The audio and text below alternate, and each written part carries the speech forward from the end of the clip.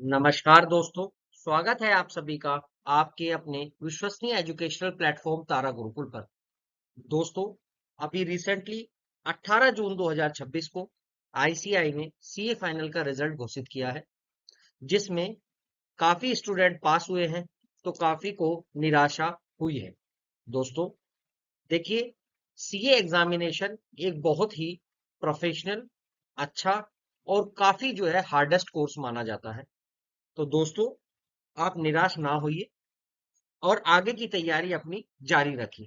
दोस्तों, आगे की तैयारी को ध्यान में रखते हुए नवंबर 2026 में कुछ ऐसे इंपॉर्टेंट पीजीबीपी के केस लॉज हैं चैप्टर के, जो हम आज हम आपसे जो है कुछ केस लॉज डिस्कस करेंगे इन डिटेल। केस का नाम, केस के फैक्ट क्या थे, केस में क्या जजमेंट आया, या उससे रिलेटेड जो फोरम थी लाइक सुप्रीम कोर्ट या हाई कोर्ट, उससे रिलेटेड जो भी कंटेंट्स हैं वो मैं आपको दूंगा।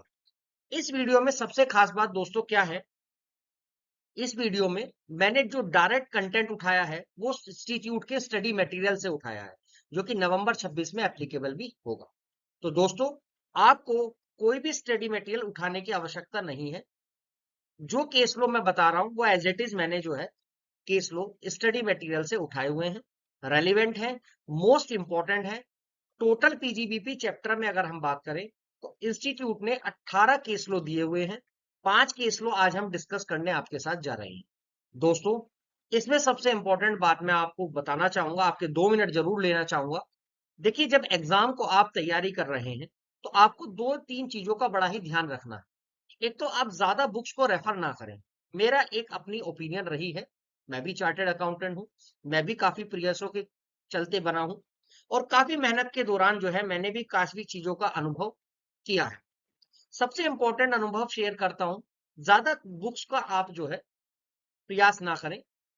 जो भी स्टडी मटेरियल है, आरटीपी है, एमसीक्यूज के या आपका मॉक टेस्ट है, इनकी प्रैक्टिस ज्यादा से ज्यादा करें।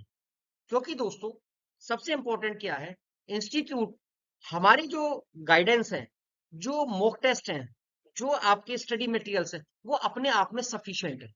दोस्तों, आप बुक रेफर कर सकते हैं, मुझे कोई किसी भी चीज की कोई दिक्कत नहीं है कि भाई मेरे को किसी ऑथर की बुक, अगर आपके पास समय है, सबसे इंपॉर्टेंट है आपका टाइमिंग। अगर आपके पास लिमिटेड समय है तो कोशिश कीजिए कि एक या दो बार आप इंस्टीट्यूट की गाइडलाइंस को, इंस्टीट्यूट की जो सॉल्विंग क्वेश्चंस आंसर है, इंस्टीट्यूट की जो सजेस्टेड आंसर्स है, उनको एक बार जरूर देख लीजिए। कई बार क्या होता है, केस लॉज के अंदर भी हम क्या देखते हैं, हमें केस लॉज पता होते हैं, but at the time of writing the question paper, तो हम क्या करते हैं, आंसर शीट में जब फैक्ट्स को लिखना होता है तो हम उस केस लॉ को प्रॉपर लिख नहीं पाते हैं। कई बार क्या होता है, उस केस लॉ को एमसीक्यू से रिलेट नहीं कर पाते हैं, जबकि कई MCQs straight forward case law से रिलेटेड फॉर्म में भी आते हैं। तो इंस्टीट्यूट की जो गाइडलाइंस है, जो स्टडी मटेरियल है, जो आरटीपी है, उनको आप 2 या 3 5 4 5 बार तक आप रिवाइज कर सकते हैं, जो कि बहुत हेल्पफुल आपके होंगे। और दोस्तों, ये सीए कोर्स है, इसमें कोई भी निराश होने की, किसी भी तरह की कोई भी चिंता करने की आवश्यकता नहीं है। आप एक दिन जरूर चार्टर्ड अकाउंटेंट्स बनेंगे, और मुझे उम्मीद है और आशा है कि आप जब चार्टर्ड अकाउंटेंट्स बनेंगे, आप भी लोगों को अपना अनुभव साझा करेंगे। देखिए, अनुभव साझा करने से ही दूसरे पर्सन को जो है खुशी भी मिलती है, और उनको भी एक नए अनुभव का आभास होता है। तो दोस्तों, आइए बिना देरी के शुरुआत करते हैं आज के हमारे 5 इंपॉर्टेंट पीजीबीवी चैप्टर के केस लॉस।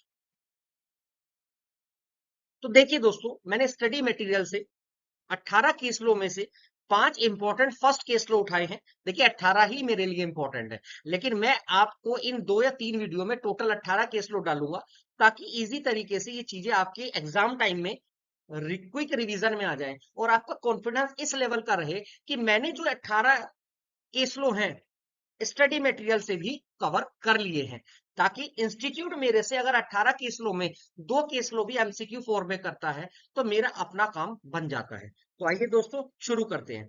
देखिए, ये पहला केस लो है दोस्तों, frontier information technology limited versus CIT, section 43 B, जो कि सेक्शन 43 भी इनकम टैक्स का हम सब जानते हैं। आज के दौर में आप सब ट्रेनिंग्स कर रहे हैं, आर्टिकलशिप्स कर रहे हैं, बहुत सारी चीजें आप लोग करते हैं, हो सकता है करें या हो सकता है आपकी कंप्लीट हो चुकी हो। तो दोस्तों, 43 बी सेक्शन हम ऑडिट में भी काफी बार टैक्स ऑडिट में भी करते हैं।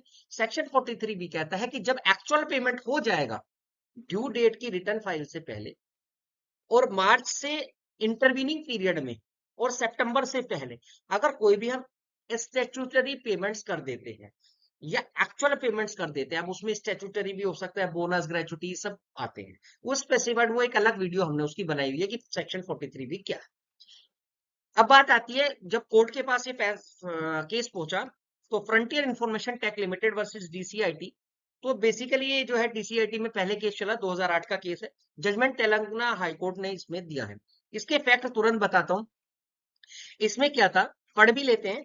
whether conversion of interest due on loan into equity of the company amounts to actual payment of interest and is allowed to be deducted under 43B। Basically इसमें क्या हुआ है कि हमारा जो है एक बैलेंस शीट में इंटरेस्ट पेबल खड़ा है।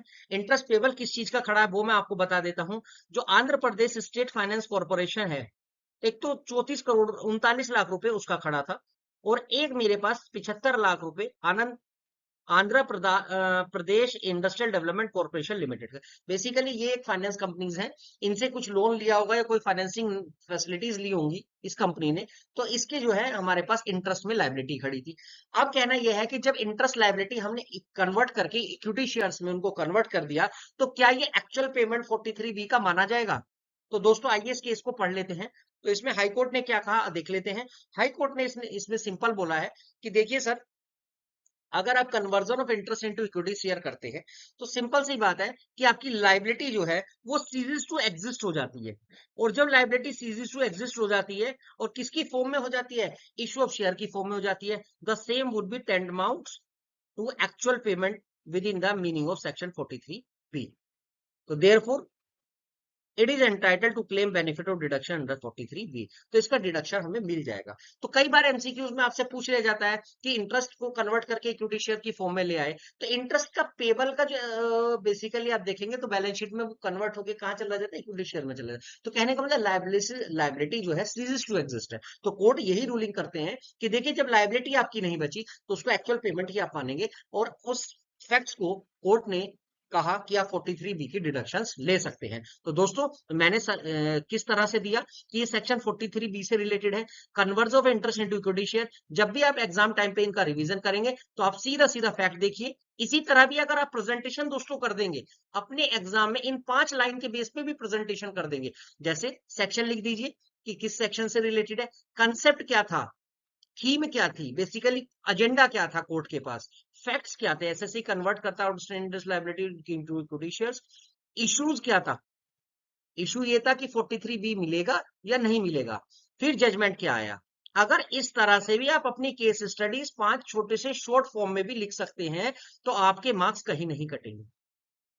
लेकिन आपको थोड़ा सा इलेबोरेट करके चीजों को बताना पड़ेगा, ताकि जो भी कॉपी चेकिंग आपकी करते हैं, जो भी आपके देखिए इंस्टीट्यूट सीए फाइनल में एक्सपर्ट नॉलेज मांगते हैं, तो आपका क्या है, इंपॉर्टेंट ये देखना है कि आपको मैच्योरिटी के साथ आंसर करना है। आपको देखना है कि क्वेश्चन में फैक्ट पूछा क्या है।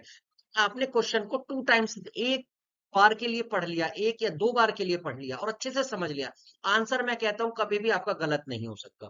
प्रेजेंटेशन आप इस फॉर्म में भी दे सकते हैं, या इंस्टीट्यूट जो भी सजेस्टेड करता है उस फॉर्म में भी दे सकते हैं। एग्जाम से पहले आप सजेस्टेड आंसर का एक फॉर्मेट भी देख के जा सकते हैं। तो दोस्तों ये तो मैंने खैर एक केस के बारे में बताया क्योंकि थोड़ा टाइम देना आपको जरूरी था। अब आ जाते हैं question number, case law number 2 पे। केस लो क्या कहता है, Chennai properties investment limited, Rayala corporation private limited, Raj Dadarkar and associate. देखिए बड़ा ही इंटरेस्टिंग है इसमें। इसमें कंसेप्ट क्या कहता है कि जी आपकी जो रेंटल इनकम है वो बिजनेस इनकम माने या हाउस प्रॉपर्टी इनकम माने। तो ये 3 लोग अपने अपने समय में गए थे चेन्नई प्रॉपर्टीज, जैसे सीआईटी में 2015 में केस था, फिर सुप्रीम कोर्ट में इसमें रूलिंग दी है। रायला कॉर्पोरेशन पर असिस्टेंट सीआईटी के पास था, सुप्रीम कोर्ट ने इसमें रूलिंग दी है। राज दादरकर एंड एसोसिएट्स एसीआईटी के पास केस था 2017 में, सुप्रीम कोर्ट ने इसमें रूलिंग दी है। तो दोस्तों अब इसमें इंपॉर्टेंट क्या है, ये तीनों ही तरह के फैक्ट्स गए थे आपके कोर्ट के पास। तो सुप्रीम कोर्ट तीनों के केस में सुप्रीम कोर्ट ने जजमेंट दिया।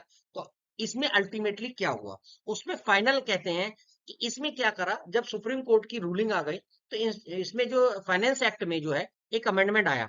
अमेंडमेंट क्या आया finance act 2024 inserted an explanation 3 to section 28 and clarified that income from letting out a residential house और a part of the house.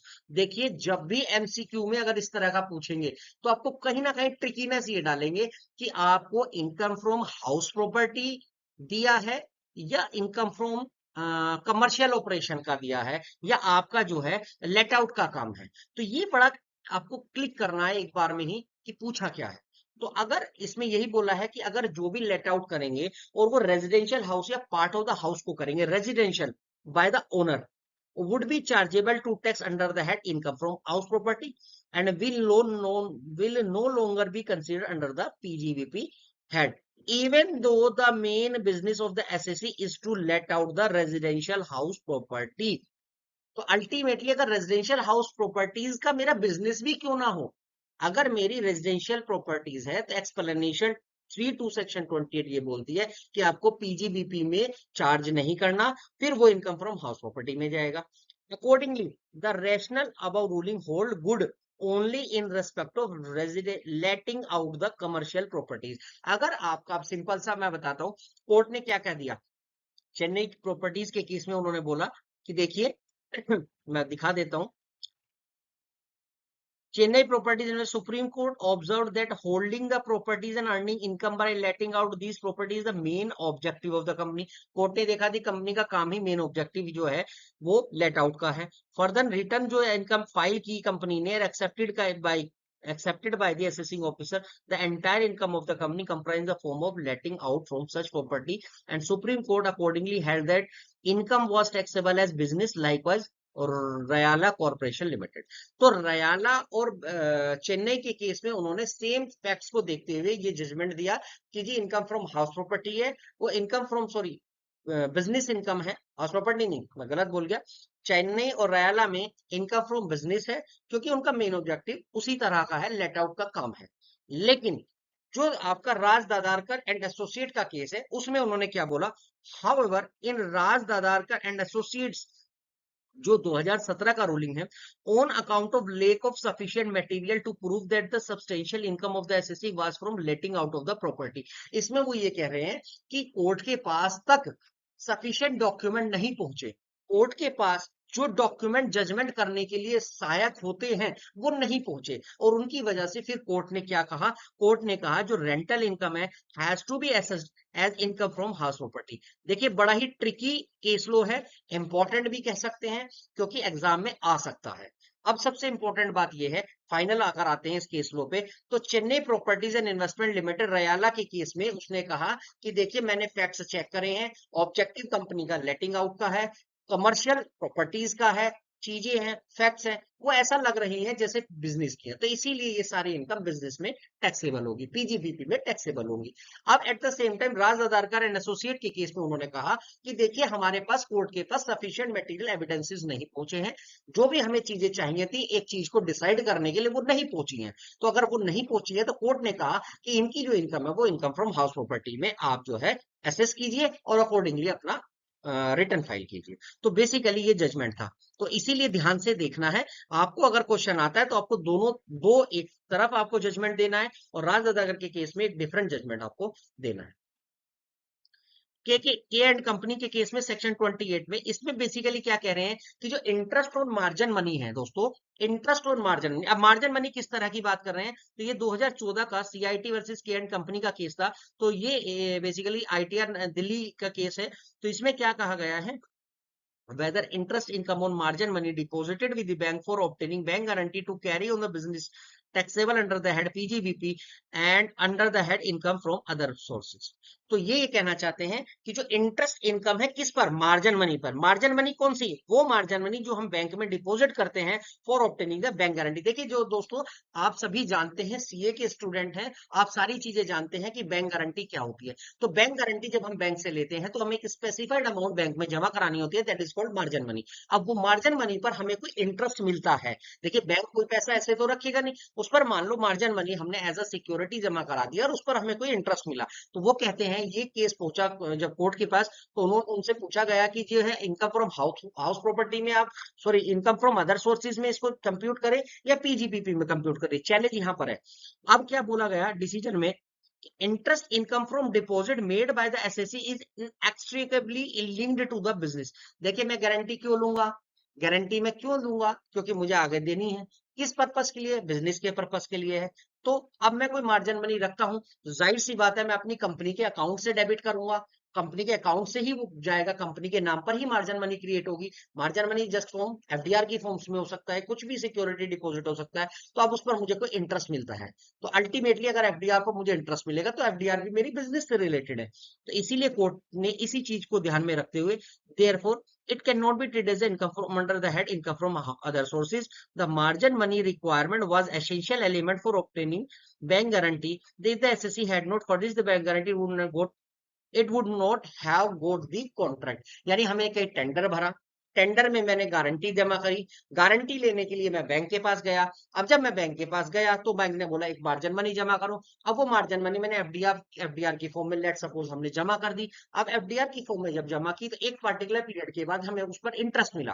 तो नाउ द पॉइंट इज कि ये interest PGBP में जाएगा या अदर सोर्सेज में जाएगा। तो पीजीबीपी में जाएगा या अदर सोर्सेज में, ये डिसाइड करने के लिए कोर्ट ने क्या कहा कि ये सब हमें टेंडर तभी अगर मिलता नहीं अगर हम मार्जिन मनी नहीं देते। तो कहने का मतलब उसने जो नेक्सस निकाला, जो कनेक्शन निकाला, जो रिलेशन निकाला, वो निकाला कि आपने जो भी चीज या जो भी एक्टिविटी ये पूरी की है, बैंक गारंटी ऑब्टेन की, मार्जिन में, ये सब बिजनेस से लिंक्ड है, तो आपको ये पीजीबीपी में टैक्सेबल करनी है, अदर सोर्सेज में नहीं। Therefore interest received on funds kept as margin money for obtaining the bank guarantee would be taxable under the head profit and gain of business or profession। ये इन्होंने ये judgement दिया। Next case लो दोस्तों, ICDS limited versus CIT section 32। ये बोलते हैं depreciation on leased assets. तो दोस्तों इसमें बोला गया है आईसीडीएस लिमिटेड सीआईटी ने, ठीक है, तो सुप्रीम कोर्ट की इसमें रूलिंग रही, can depreciation on leased vehicle be denied to the lessor on ground that the vehicle are registered in the name of lessee and that the lessor is not the actual user of the vehicle. दोस्तों इसमें क्या बोला गया है कि देखिए क्या होता है जब लीज्ड व्हीकल्स हायर किए जाते हैं, तो क्या इसमें डेप्रिसिएशन लेसर लेगा या लेसी लेगा। तो कोर्ट के पास जब ये मुद्दा पहुंचा तो उसमें कोर्ट ने क्या कहा, कोर्ट ने कहा जी, SSC did use the vehicle in the course of leasing business, hence this requirement of section 32 fulfilled, notwithstanding the fact that the SSC was not the actual user of the vehicle।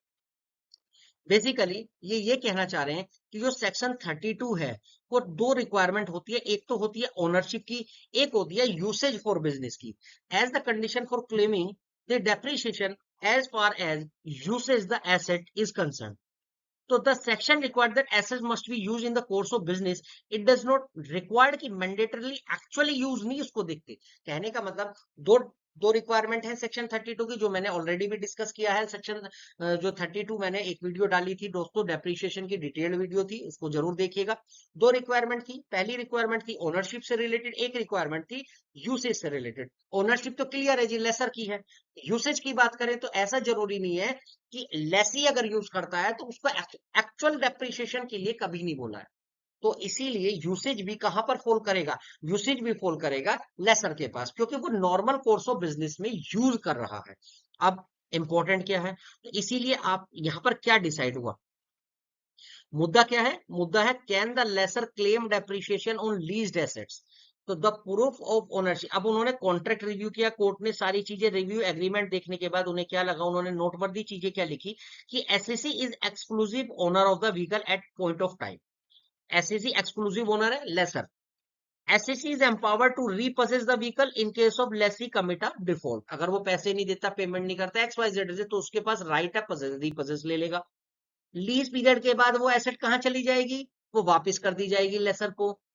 SSC had a right of inspection vehicle at all time, तो मेरे पास right भी है। तो ultimately देखा जाए ownership usage से क्या लग रहा है आपको, कोर्ट को भी यही लगा कि ये सब राइट्स और यूसेज तो सारा किसके पास है, लेसर के पास है। तो आइए कोर्ट की जजमेंट देख लेते हैं।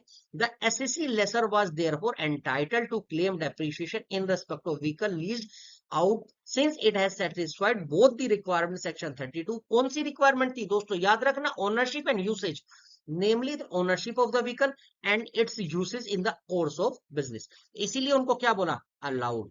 तो court held that ownership remained with the lessor and therefore depreciation is allowable.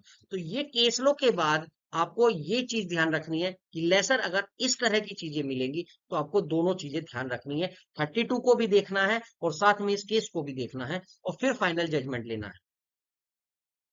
Answer करते सब। आइए आज का आखिरी case law number 5, VSES Yamuna power limited, Orient Ceramics limited, Federal Bank limited. तो दोस्तों इस केस में क्या बोला, सेक्शन 32 यानी डेप्रिसिएशन से रिलेटेड है। मैंने बताया दोस्तों depreciation is very important area of the exam. तो क्या होता है जब क्वेश्चन पेपर सेट होता है तो उस हिसाब से आपको देखना होगा कि आपको कहीं से भी कोई भी चीज पूछी जा सकती है, तो आप एक मैच्योर तरीके से तैयारी कीजिए दोस्तों। आपको ये कहीं नहीं देखना कि यू आर लिमिटेड। जब लोग आईएएस पीसीएस करते हैं तो वो कहीं भी अपना जो स्टूडेंट होते हैं वो अपना दायरा जो है सीमित नहीं करते, वो दायरा अनलिमिटेड होता है। वो डिपेंड करता है आप किसी चीज को कैसे टेक केयर कर रहे हैं, वो डिपेंड करता है आप किसी चीज को कैसे आप पढ़ाई कर रहे हैं। अगर सक्सेस होना है दोस्तों तो पढ़ाई आपको सीमित रहकर नहीं करनी है, आपको हर तरह से अपनी तैयारी को लेके चलना है। तो आइए दोस्तों, तो इसमें क्या बोला गया है, facts, SSC claimed higher depreciation computer. तो एसएससी ने फैक्ट्स क्या है कि एसएससी ने higher depreciation computer peripherals accessories पर ले लिया। केस पढ़ते हैं, जैसे बीएससी यमुना पावर का 2013 का केस था, दिल्ली ने बोला। ओरिएंट कैरामिक्स इंडस्ट्रीज लिमिटेड का दिल्ली में आया केस। फेडरल बैंक का केरला में केस हुआ। जजमेंट क्या है, what is the eligible rate of depreciation in respect of computer accessories, note computer. ध्यान रखना कंप्यूटर नहीं पढ़ना आपको एग्जाम में, आपको एग्जाम में अगर आए तो देखना होगा कंप्यूटर की बात की जा रही है या एसेसरीज की बात की जा रही है, जैसे यूपीएस। तो इसके रेट क्या रहेंगे। तो दोस्तों बहुत सिंपल जजमेंट है कि जो कंप्यूटर एसेसरीज और पेरिफेरल्स हैं सच एज क्या होंगे, printer, scanner, server, something, form an integral part of the computer and they can not be used without the computer. So since they are the part of the computer system, they would be eligible for depreciation at a higher rate of 40% applicable to computers including computer softwares।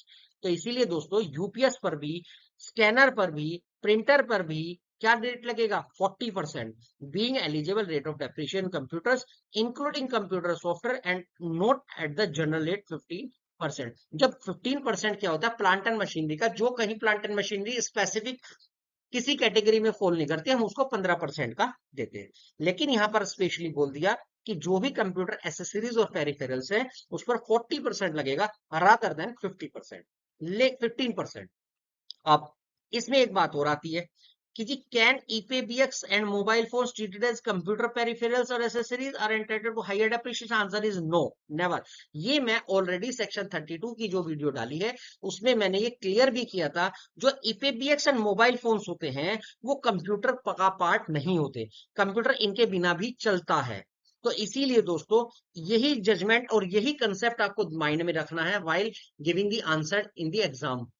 तो जब आप exam में answer दे रहे हैं तो आपको ये importantly ध्यान रखना है कि ये हमारा कंप्यूटर ये एसेंशियल नहीं है, एसेसरीज नहीं है, पेरिफेरल्स नहीं है, इसीलिए इसमें डेप्रिसिएशन जो है 40 नहीं लगेगा, आप 15% या जो भी रेट है उस हिसाब से आप इसको टेक केयर करें। तो दोस्तों ये थे हमारे आज के 5 important case laws PGBP chapter में स्टडी मटेरियल में दिए हुए हैं, जो हमने आज आपको डिस्कस किए हैं। तो दोस्तों खुश रहिए, जीवन जीजिए और बढ़िया से तैयारी कीजिए, किसी चिंता की कोई जरूरत नहीं है। चिंता करके आप अपना जो है समय गंवाए ना, पूरे कॉन्फिडेंस के साथ दोबारा तैयारी कीजिए, एक फ्रेश स्टार्ट कीजिए और बड़े कॉन्फिडेंस के साथ आप पास होकर अपना देश का नाम रोशन कीजिए और एक बेहतर चार्टर्ड अकाउंटेंट्स बनिए। थैंक यू दोस्तों, थैंक यू सो मच। जय हिंद, जय भारत, धन्यवाद।